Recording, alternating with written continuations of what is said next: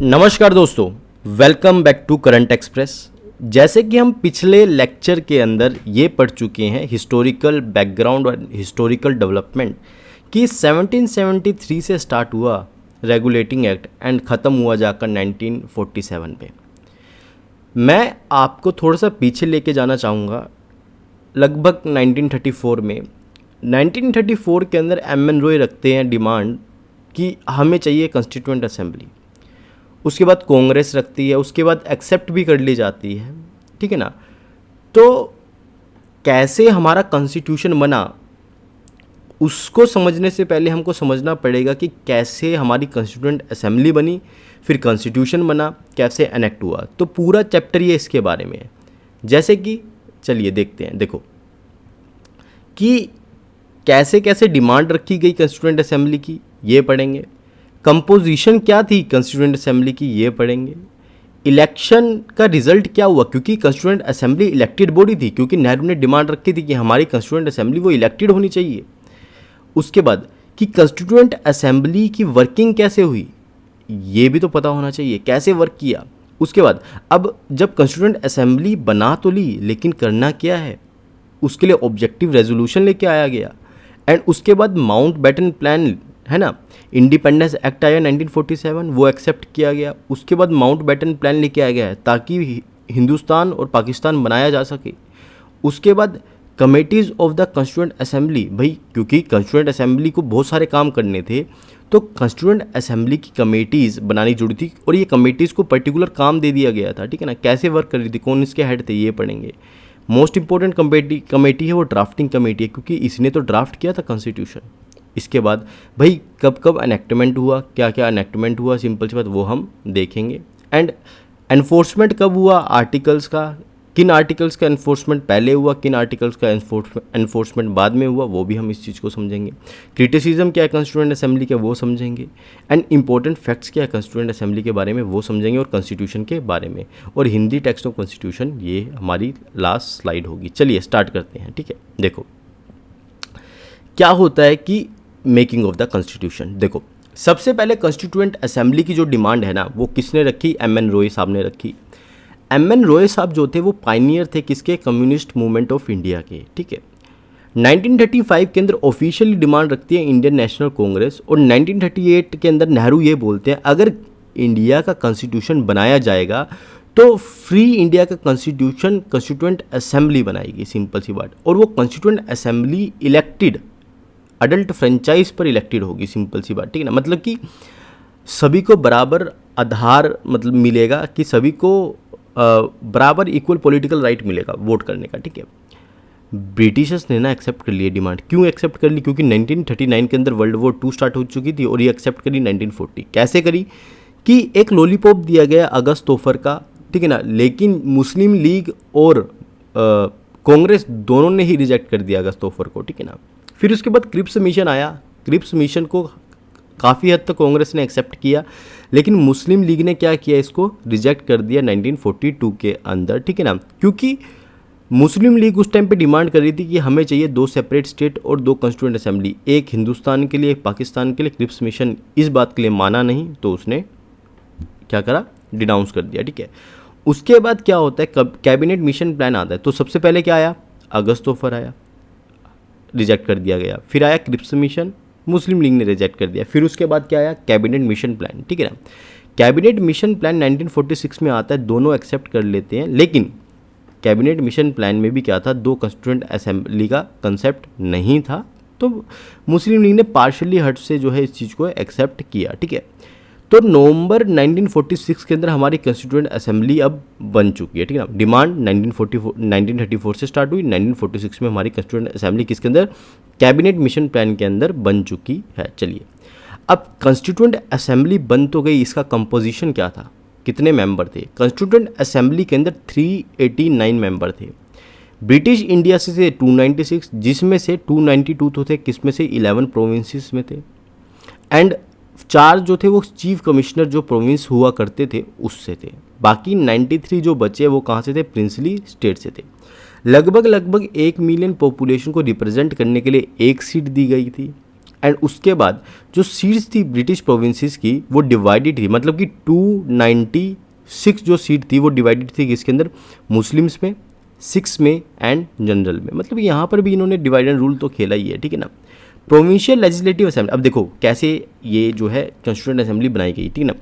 Provincial legislative assembly थी, उसके member हर एक कम्युनिटी अपना मेंबर इलेक्ट करके भेजती थी प्रोविंशियल लेजिस्लेटिव असेंबली में। और ये जो प्रोविंशियल लेजिस्लेटिव असेंबली है ना, सिंपल सी बात, जो कि इलेक्टेड थी, कैसे इलेक्ट होती थी, proportional representation bye means of single transferable vote, ठीक है ना, उससे इलेक्ट होती थी। और वो इलेक्टेड मेंबर इलेक्ट कर रहे थे किसको, कंस्टिट्यूएंट असेंबली को, सिंपल सी बात, ठीक है ना।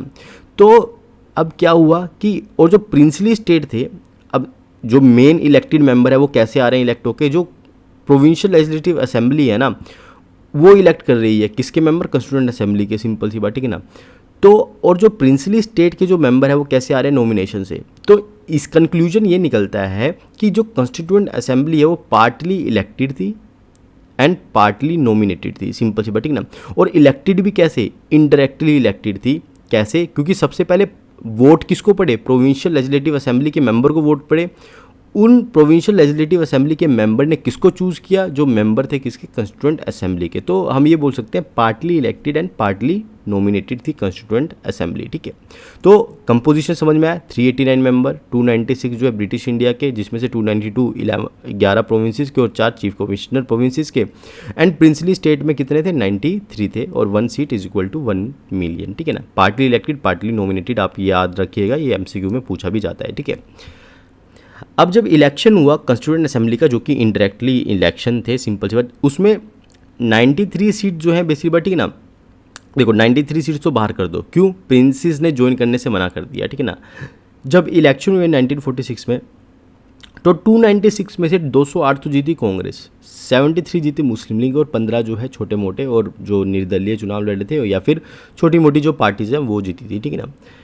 यानी कि यहाँ से हमको पता लगता है कि कंस्टिट्यूएंट असेंबली डायरेक्टली इलेक्टेड नहीं थी, वो इनडायरेक्टली इलेक्टेड थी, मैंने जैसे कि आपको बताया, ठीक है ना। एंड इसके बाद क्या हुआ, ठीक है ना, जो प्रोविंशियल लेजिस्लेटिव असेंबली है उसमें इलेक्शन हुआ, उसके मेंबर ने वोट किया किसको, कंस्टिट्यूएंट असेंबली, ये मैं आपको समझा चुका हूँ, ठीक है ना। अब इलेक्शन का रिजल्ट तो हमको पता चल गया। अब बात यह है कि जो गांधी जो इतना लड़े वो ही कंस्टिट्यूएंट असेंबली के पार्ट नहीं थे, आपको ये भी पता होना चाहिए। तो इलेक्शन का रिजल्ट समझ में आ गया कि 296 जो सीट थी उसमें 208 तो कांग्रेस के थे, 73 मुस्लिम लीग के थे और 15 अदर्स थे। बस आपको ये पता होना चाहिए। मुस्लिम लीग देखा 73 आए, मुस्लिम लीग डर गई, वो कह रहे हम तो जा रहे हैं ये छोड़कर, सिंपल सी बात, ठीक ना। अब वर्किंग समझते हैं किसकी, कंस्टिट्यूएंट असेंबली की। भाई वर्किंग कैसे होती है, देखो फर्स्ट मीटिंग जो होती है ना कंस्टिट्यूएंट असेंबली की, वो कब होती है, दिसंबर 9 1946, ठीक ना। अब क्या हुआ, मुस्लिम लीग ने तो बाइकआउट कर दिया, सिंपल सी बात, वो चिल्लाने लगे छाती पीट के हमको चाहिए पाकिस्तान, सिंपल सी बात, ठीक है ना, पाकिस्तान चाहिए, सिंपल सी बात, ठीक है ना। अब क्या है कि मीटिंग, अब 73 तो चले गए मुस्लिम लीग वाले, ठीक है ना, कुछ उनके साथ चले गए, तो आखिरी में जो मीटिंग है, फर्स्ट मीटिंग है, वो अटेंड करते हैं कौन, 211 मेंबर, ठीक है ना। अब क्या है कि क्योंकि कंस्टिट्यूएंट असेंबली है, अब कंस्टिट्यूएंट असेंबली को कंट्रोल करने के लिए एक प्रेसिडेंट तो चाहिए, सिंपल सी बात, ठीक है ना, हेड चाहिए। तो एक फ्रेंच प्रैक्टिस है कि जो सबसे बड़ा बंदा होगा उस असेंबली का, तो वो थे सच्चिदानंद सिन्हा थे, उनको इलेक्ट किया गया एज अ टेम्परेरी प्रेसिडेंट, ठीक है ना। उसके बाद जब उनको इलेक्ट कर लिया गया, सदन का जो प्रेसिडेंट जो है उनको इलेक्ट कर लिया गया, उसके बाद डॉक्टर राजेंद्र प्रसाद को परमानेंट जो है वो प्रेसिडेंट की उपाधि मिली, ठीक है ना। उनका इलेक्शन हुआ तो वो इलेक्ट हुए एज अ प्रेसिडेंट, सिंपल सी बात, ठीक है ना। एंड राजेंद्र प्रसाद तो प्रेसिडेंट इलेक्ट हुए, उनके साथ साथ 2 वाइस प्रेसिडेंट भी इलेक्ट हुए, SC Mukherjee and VT Krishnamachari, because बहुत सारा काम था ना, एक प्रेसिडेंट के बस की बात नहीं थी। चलिए अब कंस्टिट्यूएंट असेंबली बन गई हमारी, सिंपल सी बात, ठीक है ना। अब बना तो ली है, लेकिन करना क्या है इसका, ठीक है ना। तो करना क्या है इसका, इसको चीज़ को बताने के लिए नेहरू आए और नेहरू ऑब्जेक्टिव रेजोल्यूशन लेके आए। ऑब्जेक्टिव रेजोल्यूशन कब आया, 13 दिसंबर 1946 में, ठीक है। और ऑब्जेक्टिव रेजोल्यूशन में क्या बताया गया, fundamental and philosophical structure of constitution. भाई हमारा फंडामेंटल और फिलोसफिकल स्ट्रक्चर क्या होगा कॉन्स्टिट्यूशन का, ये किस में बताया गया, सिंपल सी बात, ऑब्जेक्टिव रेजोल्यूशन में। भाई कैसे, इंडिया एक इंडिपेंडेंट रहेगा, स्वतंत्र देश रहेगा, सोवरिन रहेगा, संप्रभुत्व देश रहेगा, एक रिपब्लिक देश रहेगा, ठीक ना, गणराज्य रहेगा, मतलब कि हमारे ऊपर हम अपने डिसीज़न खुद लेंगे, हम किसी की बातों को सुनेंगे नहीं कि यूएसए क्या बोल रहा है, यूके क्या बोल रहा है। We are independent, we are republic, हमारा हेड हमने चुना है, हम अपने डिसीजंस खुद ले सकते हैं, ठीक है ना। इंडिया एक यूनियन होगा, यूनियन आगे मैं समझाऊंगा आने वाले लेक्चर में यूनियन का मतलब क्या है और फेडरेशन का मतलब क्या है, ठीक है ना, है ना। तो इंडिया एक यूनियन, हम बोलते हैं union of India, not federation of India, ठीक है ना। पावर एंड अथॉरिटी कहाँ से ड्राइव होगी इस कॉन्स्टिट्यूशन को? पीपल ऑफ इंडिया से, ठीक है ना। हम जस्टिस प्रोवाइड करेंगे, social, economic, political, social and economic जो जस्टिस होगा डीपीएसपी से, directive principle of state policy. Political justice जो है फंडामेंटल राइट से। Equality of status of opportunity होगा, एंड बिफोर द लॉ भी इक्वालिटी रहेगी, लॉ के सामने सभी सेम रहेंगे, सिंपल सी बात, कोई बड़ा छोटा नहीं होगा। फ्रीडम ऑफ थॉट होगा, एक्सप्रेशन होगा, बिलीफ होगा, फेथ होगा, वर्शिप होगा, वोकेशन होगा, एसोसिएशन होगा, एक्शन होगा, लेकिन सब्जेक्ट टू पब्लिक मोरालिटी, ठीक है। आपको फ्रीडम होगी सब चीज़ की, लेकिन आपको ये भी देखना पड़ेगा कि जो हमारा समाज है, सोसाइटी है, उसको आप डिसरप्ट ना करो। सेफगार्ड मिलेगा माइनॉरिटीज़ को, इंटीग्रिटी, है ना, इंटीग्रिटी रहेगी, सिंपल सी बात, ठीक है ना। रिपब्लिक रहेगा देश, राइट रहेगा हमारा सी पर, लैंड पर, एयर पर, according to the civilise nation. हम कब्जा नहीं करेंगे किसी के ऊपर देश पे, आज तक इंडिया ने किया भी नहीं है। हम प्रमोशन देंगे वर्ल्ड पीस को, ये डायरेक्टिव प्रिंसिपल भी है। वेलफेयर करेंगे मैनकाइंड का, सिर्फ इंडिया के मैन का नहीं, पूरी मैनकाइंड का।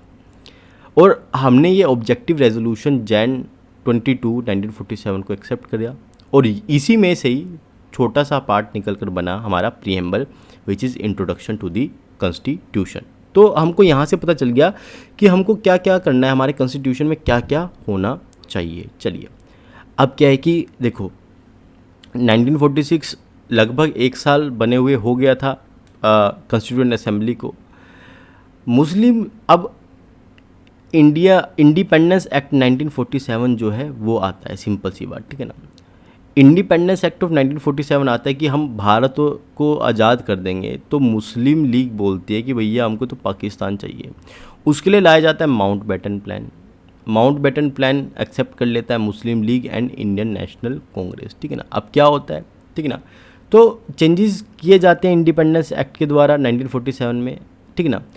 असेंबली को फुल्ली सोवरिन बॉडी बना दिया जाता है, भाई ये असेंबली कुछ भी डिसीजन ले सकती है, ठीक है ना। अगर कोई इसको एक्ट पसंद नहीं आ रहा है, ठीक है ना, उसमें कुछ भी संशोधन कर सकती है, ठीक है। अब क्या है कि जो कॉन्स्टिट्यूएंट असेंबली है ना, सिंपल सी बात, ठीक है ना, अब कॉन्स्टिट्यूएंट असेंबली है, कॉन्स्टिट्यूएंट असेंबली सिंपल सी बात, ठीक है ना, लेजिस्लेटिव बॉडी की तरह भी काम करेगी। और जब जब लेजिस्लेटिव बॉडी की तरह काम करेगी तो उसके जो हेड है, मतलब कि उसके जो स्पीकर हैं वो कौन रहेंगे, मतलब कि वो रहेंगे जीवी मावलंकर, ठीक है ना। तो कॉन्स्टिट्यूशन बनाने के साथ साथ कॉन्स्टिट्यूएंट असेंबली का एक और काम है एज अ लेजिस्लेटिव बॉडी कि वो कानून भी बना रही है और कॉन्स्टिट्यूशन भी बना रही है, ठीक है ना। तो जब वो असेंबली की तरह आती थी, कॉन्स्टिट्यूएंट असेंबली की तरह आती थी, तब तो हेड कौन होते थे? डॉक्टर राजेंद्र प्रसाद। जब वो लेजिस्लेटिव बॉडी की तरह मिलती थी तब वो हेड कौन होते थे? जीवी मावलंकर साहब, ठीक है ना। मुस्लिम लीग, क्योंकि उन्होंने पाकिस्तान बनाना था, जन्नतों का शहर बनाना था, है ना, हूरों का शहर बनाना था, तो वो क्या हो गए, मुस्लिम लीग कॉन्स्टिट्यूएंट असेंबली से विड्रॉ कर लिया और हम अपना पाकिस्तान बनाएंगे, ठीक है ना। तो इसी कारण से जो कॉन्स्टिट्यूएंट असेंबली की जो स्ट्रेंथ है ना वो कम कर दी गई, 389 से कर दी गई 299, ठीक है। और कॉन्स्टिट्यूएंट असेंबली में 3-4 काम और किए। अडोप्ट किया इन्होंने नेशनल फ्लैग, कब किया? जुलाई 22 1947। इसके बाद रेटिफाई किया हमारी जो कॉन्स्टिट्यूएंट असेंबली ने कि हमारी जो मेंबरशिप है किसके साथ, हमारी जो है कॉमनवेल्थ के साथ, मई 1949। डॉक्टर राजेंद्र प्रसाद जो है वो फर्स्ट प्रेसिडेंट बने 24 जनवरी 1950 और अडोप्ट किया national song and national anthem, ठीक है।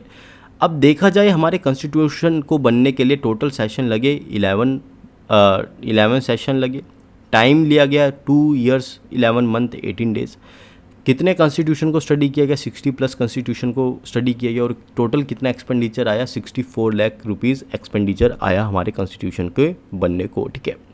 अब कॉन्स्टिट्यूशन तो बन रहा था, कॉन्स्टिट्यूशन बनाने के लिए हमको क्या चाहिए, उसमें बहुत सारे प्रावधान थे, ठीक है ना, माइनॉरिटी से रिलेटेड और बहुत सारी समस्या सोल्व करनी थी, सिंपल सी बात, देश को रिलेटेड, ठीक है। तो एक पर्सन के बस की तो बात नहीं थी, इसी कारण से बहुत सारी कमेटीज़ बनाई गई, किसकी, कॉन्स्टिट्यूएंट असेंबली की, ठीक है ना। कॉन्स्टिट्यूएंट असेंबली की कमेटीज़ को विभाजित किया जाता है, डिवाइड किया जाता है major and minor community committees के अंदर। तो मेजर थोड़ी ज़्यादा इंपॉर्टेंट हमारे लिए तो वो पढ़ते हैं। मेजर के अंदर सबसे पहली जो कमेटी इंपॉर्टेंट है वो है यूनियन पावर कमेटी, जो कि हेड करी जाती है किसके द्वारा, नेहरू के द्वारा। फिर है union constitution committee which is headed also by Nehru. And फिर आता है स्टेट्स कमेटी, जो कि हेड करी जाती है जवाहरलाल नेहरू के द्वारा। फिर आता है provincial constitution committee which is headed by Sardar Vallabh Bhai Patel. फिर आती है drafting committee which is headed by doctor BR Ambedkar, ठीक है ना। फिर उसके बाद आता है एडवाइजरी कमेटी आती है on fundamental rights, minorities and tribal and excluded areas. इसको भी कौन हेड करते हैं, सरदार वल्लभ भाई पटेल करते हैं। रूल्स ऑफ प्रोसीजर कमेटी को कौन हेड करते हैं, राजेंद्र प्रसाद जी करते हैं। एंड स्टीयरिंग कमेटी को कौन हेड करते हैं, उसको भी राजेंद्र प्रसाद जी करते हैं, ठीक है ना। सबसे इंपॉर्टेंट जो कमेटी है वो ध्यान में रखने वाली है, क्योंकि कॉन्स्टिट्यूएंट असेंबली के अंदर कॉन्स्टिट्यूशन बनेगा, और सबसे इंपॉर्टेंट कमेटी रहेगी ड्राफ्टिंग कमेटी। ड्राफ्टिंग कमेटी को कब बनाया जाता है, अगस्त 28, 1947 में। ये बनाती क्या है, कॉन्स्टिट्यूशन बनाती है। कितने मेंबर थे इसमें, 7 मेंबर थे। जो अंबेडकर थे वो इसके चेयरमैन थे, गोपाल, और अदर मेंबर का नाम क्या है, गोपाल स्वामी आयंगर, अलाडी कृष्ण स्वामी अय्यर, डॉक्टर KM मुंशी, सैयद मोहम्मद सदाउल्ला, माधव राव जिन्होंने रिप्लेस किया था BL मित्तर को, TT कृष्णमाचारी जिन्होंने रिप्लेस किया था DP खेतान को, सिंपल सी बात, ठीक ना। टोटल कितने दिन की सीटिंग हुई, 141 डेज़ की सीटिंग हुई, और इसके बाद क्या है कि हमारा कॉन्स्टिट्यूशन जो है बना, ठीक है ना। अगर मैं बात करूं कि अनेक्टमेंट कैसे होता है, देखो सबसे फर्स्ट ड्राफ्ट जो है कॉन्स्टिट्यूशन का वो बनकर तैयार था फरवरी 1948 के अंदर। फिर उसके बाद सेकंड ड्राफ्ट लाया गया अक्टूबर 1948 के अंदर। फिर फाइनल ड्राफ्ट लाया गया नवंबर 4, 1948 के अंदर। उसके बाद इसकी 2 रीडिंग होती है, ठीक ना। आफ्टर द थर्ड रीडिंग, ठीक ना, डॉक्टर BR अम्बेडकर एक मोशन मूव करते हैं कि भाई आप ये बताओ कि आपको ये कॉन्स्टिट्यूशन जो है वो अडोप्ट करना है या फिर नहीं करना। सभी के सभी क्या करते हैं, मतलब कि मैक्सिमम, ठीक ना, मोशन जो है पास हो जाता है नवंबर 26, 1949 विद सिग्नेचर, जो है सिग्नेचर होते हैं, सिंपल सी बात, ठीक है ना। कितने, लगभग जो है मेंबर्स के जो है सिग्नेचर हो जाते हैं, सिंपल सी बात। और प्रियम्बल जो है अडोप्ट कर लिया जाता है, ठीक है ना। कॉन्स्टिट्यूशन जो है अडोप्ट कर लिया जाता है, सिंपल सी बात। उसके साथ साथ जो है जब कॉन्स्टिट्यूशन अडोप्ट किया गया तो उसके अंदर क्या क्या था, प्रियम्बल था, हमारे 395 आर्टिकल्स थे, 8 उसमें स्केड्यूल थे, ठीक है ना। प्रियम्बल जो है कब एनेक्ट किया गया, जब पूरा का पूरा कॉन्स्टिट्यूशन लागू कर दिया गया, उसके बाद प्रियम्बल जो है एनेक्ट किया गया, ठीक है ना। इसी कारण से, क्योंकि कॉन्स्टिट्यूशन किसने बनाया था, डॉक्टर BR अम्बेडकर, उसकी जो है सभी सदस्यों ने मिलकर बनाया था। डॉक्टर BR अम्बेडकर ने बहुत बड़ा रोल प्ले किया, इसी कारण से डॉक्टर BR अम्बेडकर को फादर ऑफ इंडियन कॉन्स्टिट्यूशन भी बोला जाता है, या फिर मॉडर्न मनु भी बोला जाता है, ठीक है। तो चलिए अब एनफोर्समेंट की अगर हम बात करें तो कौन कौन से आर्टिकल कब एनफोर्स हुए थे। देखो 26 नवंबर 1949 को कौन कौन से आर्टिकल जो है एनेक्ट किए गए, एनफोर्स किए गए, 5, 6, 7, 8, 9, 60, 324, 366, 367, 379, 380, 388, 391, 392, 393, ठीक है ना।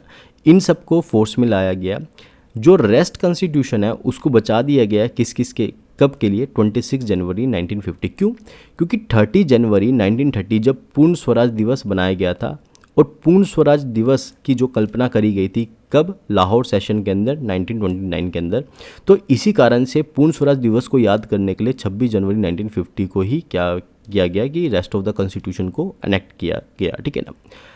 अब जब हमारा कॉन्स्टिट्यूशन लागू हुआ तो किन किन चीज़ों को अबोलिश कर दिया गया, ठीक है ना। देखो अबोलिश किया गया गवर्नमेंट ऑफ इंडिया एक्ट 1935 को, अबोलिश किया गया इंडिपेंडेंस एक्ट 1947 को, लेकिन कंटिन्यू रहने दिया गया किस चीज़ को, abolition of privy council jurisdiction act 1949 को, ठीक है। अब क्रिटिसिज्म क्या आता है हमारी कॉन्स्टिट्यूएंट असेंबली का, सबसे पहले बात, ठीक है, कि जो हमारी कॉन्स्टिट्यूएंट असेंबली है ना वो एक रिप्रेजेंटेटिव बॉडी नहीं है, सिंपल सी बात, ठीक है ना। क्योंकि ये डायरेक्टली इलेक्टेड नहीं थी, क्योंकि आपने पढ़ा कि ये एक तो सबसे पहले बात पार्शली इलेक्टेड पार्शली नॉमिनेटेड थी, और पार्शली इलेक्टेड के अंदर भी ये इंटरेक्टली इलेक्टेड थी। सबसे पहले प्रोविंशियल लेजिस्लेटिव असेंबली के मेंबर चूज़ किए गए, ठीक है ना, इलेक्ट किए गए। उन मेंबर्स ने किसको इलेक्ट किया? कंस्टिट्यूएंट असेंबली के मेंबर्स को इलेक्ट किया, ठीक है। दूसरी बात क्या है कि ये सोवरिन बॉडी नहीं थी। क्यों नहीं थी? बिकॉज ये ब्रिटिश गवर्नमेंट के अंडर जो है वो क्रिएट हुई थी। तीसरी बात क्या है कि ये टाइम कंज्यूमिंग थी। अप्रोक्सीमेटली इसने 3 ईयर यानी कि 2 ईयर 11 मंथ 18 डेज लगा दिए थे कंस्टिट्यूएंट असेंबली को कॉन्स्टिट्यूशन को बनाने के लिए। एन अहमद तो ये भी बोलते हैं सिंपल सी बात कि ये ड्राफ्टिंग कमेटी नहीं, ये ड्रिफ्टिंग कमेटी थी। सिंपल सी बात ये, ठीक है। ये भी आरोप लगाया जाता है it is dominated by the Congress, and ये भी आरोप लगाया जाता है कि यहाँ पर लॉयर और पॉलिटिशियन भी डोमिनेट करते थे। इसी कारण से इसका जो कॉन्स्टिट्यूशन का टेक्स्ट है वो बहुत हैवी है, एक नॉर्मल इंसान को समझ में नहीं आ सकता। और ब्रिटिशर्स के कुछ जो लोग हैं वो तो ये भी आरोप लगाते हैं कि ये it is dominated by the Hindus. हालांकि इसमें से कोई भी आरोप जो है उतना मतलब कि सत्य नहीं है, हर किसी के अपने काउंटर आर्ग्यूमेंट्स है, ठीक है। इंपॉर्टेंट फैक्ट की अगर मैं बात करूं तो कॉन्स्टिट्यूएंट असेंबली का जो सिंबल है वो एलिफेंट चूज़ किया गया। कॉन्स्टिट्यूएंट असेंबली के जो एडवाइज़र थे उस टाइम पर वो सर BN राव थे। उस टाइम पे जो कॉन्स्टिट्यूएंट असेंबली के सेक्रेटरी थे वो थे HVR आयंगर, और चीफ ड्राफ्टमैन ऑफ कॉन्स्टिट्यूशन कौन थे? SN Mukherjee. Original version of constitution किसने लिखा? प्रेम बिहारी नारायण रायजादा ने लिखा। और इसको ब्यूटीफाइड किसने किया, मतलब कि इसको सजाया किसने हमारे ओरिजिनल कॉन्स्टिट्यूशन को? नंदलाल बोस एंड ब्योहर राम मनोहर सिन्हा ने। और हिंदी वर्जन किसने लिखा है इसका? वसंत कृष्ण वैद्य ने लिखा। और डेकोरेटेड किसने किया था हिंदी वर्जन को? वो किया था नंदलाल बोस ने, ठीक है।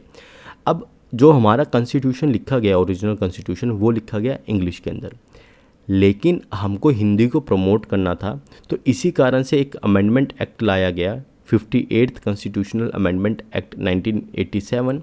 इसने इंसर्ट किया एक नया आर्टिकल 394A पार्ट 22 के अंदर, और इसने बोला कि जो इंग्लिश कॉन्स्टिट्यूशन है उसी का ही अनुवाद होगा, ट्रांसलेशन होगा कॉन्स्टिट्यूशन का, किसके अंदर? हिंदी के अंदर, ठीक है ना।